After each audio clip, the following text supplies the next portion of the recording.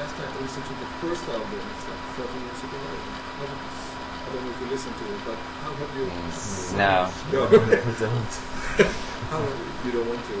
Well, no, I think we spend a lot of time with the records themselves in preparation for release, and then usually, I think once we get the sequence correct, the sequence of songs, the running order, then we kind of have to stop listening to them because we're conscious of the fact that we're going to have to play these songs for 2 years, coming up, and you do anything for 2 years every day, it's going to become a little bit mundane. So, you just try to stop that happening in its tracks from the earliest point possible.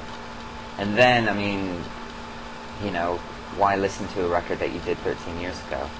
Because I think you listen to it for all the wrong reasons, really. You look back at sort of the naivete, sort of the... and you kind of look for mistakes, and you sort of look for what you could, the benefit of hindsight is that you have so much more experience, so you look back on it and you go, well, I would have done it this way, and I would have done it that way, and da-da-da. It's just too painful, really.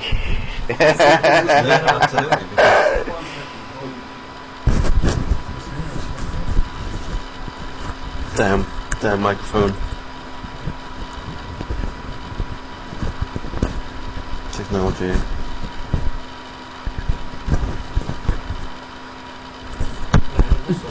You just hold it. Yeah, that's better. From that question.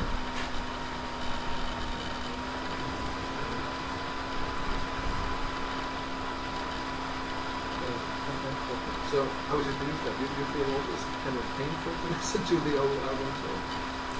Yes, because it changes a person, and if we're going to record the first album today, we're doing it a different way. It's a bit like. And also, the thing about the past is that you can't change it. It's like a big rock, and you can't move it. It's best just left there. I think Steve, you really in the gang. So, did you start, or did they tell you to not listen to the old albums when you? No, actually, the management sent me all the back catalog and said, get your mind around it, because they don't have to listen to it, but I have to, pretty much study everything for pure fact that they want to bring out one of the old songs for the set. It's like I wanted to know it. I wanted to know it inside and out.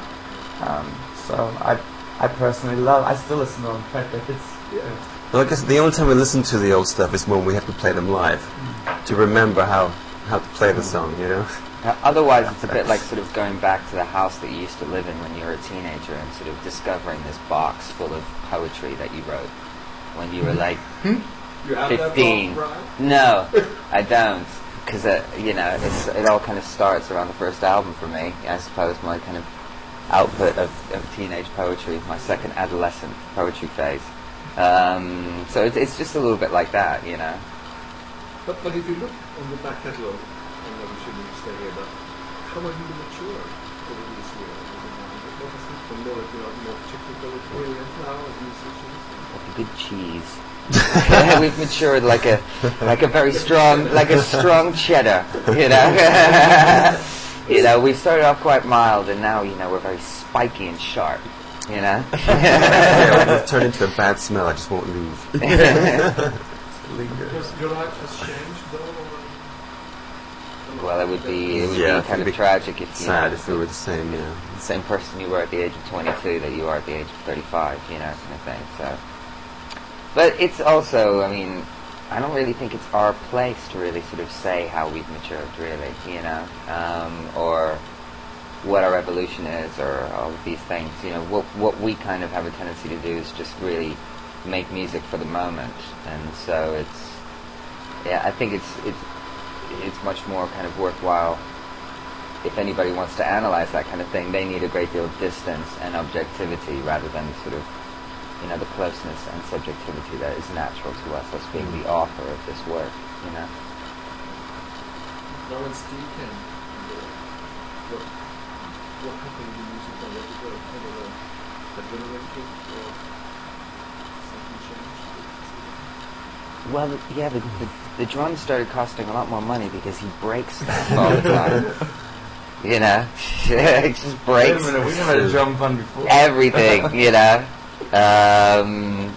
So he breaks all his cymbals, he breaks all his sticks, he just hits too hard, you know. So we've had to play even harder and louder and turn everything up, you know. Yeah, the new album sounds really In your face. In your face. Yeah. Yeah. Well, we wanted to do that, you know. We wanted to do something that big. was epic and anthemic and inspirational kind of music, and because we, you know, it's very much a reaction against the new album's predecessor, Meds, which, you know, with a little bit of distance, we felt was very, very dark and didn't really offer a great deal of hope. So we wanted to do something that was kind of more colourful and human and perhaps more emotionally accessible, I suppose. Is it more I'd like to think so. Yeah, certainly. I mean, it's all relative, I suppose. But in terms of in relation to the last record, yes, very, very much so. Yeah. I know since Steph is from the west coast of Sweden, I know. And he's from the west coast of the U.S. Yes, I'm from the east coast of London. The glamour. But Swedes are very beautiful. Have you ever think of this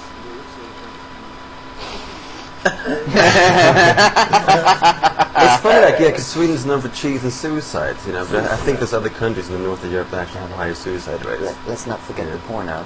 Yes. You know, that's when Let's we say were a when liberal we were sexual kids. politics, When you we know? were kids, that you know, erotica. before we'd seen any porno, you know, at like the age of about 11 or whatever, there was this kind of, you know, golden shiny thing, you know, over there in Sweden called Swedish erotica, yeah, which was meant to be kind of like the pinnacle of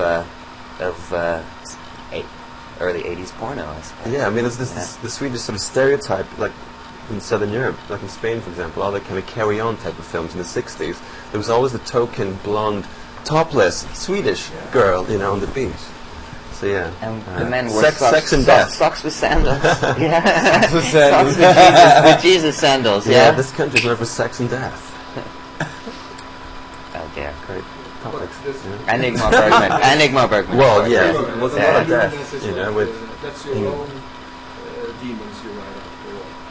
Yeah, I would have to say yes to that one. I mean, it's you know, it's a way for me to have a kind of a more positive or objective kind of discourse with emotions, which I find troublesome. And so, you know, I think sort of the idea of kind of externalizing something as a form of kind of catharsis, I suppose, you know, and the ability to do something creative with something which has the potential to be negative if kind of left inside is probably is what I have a tendency to do, I think. Do you have your best lyrics from your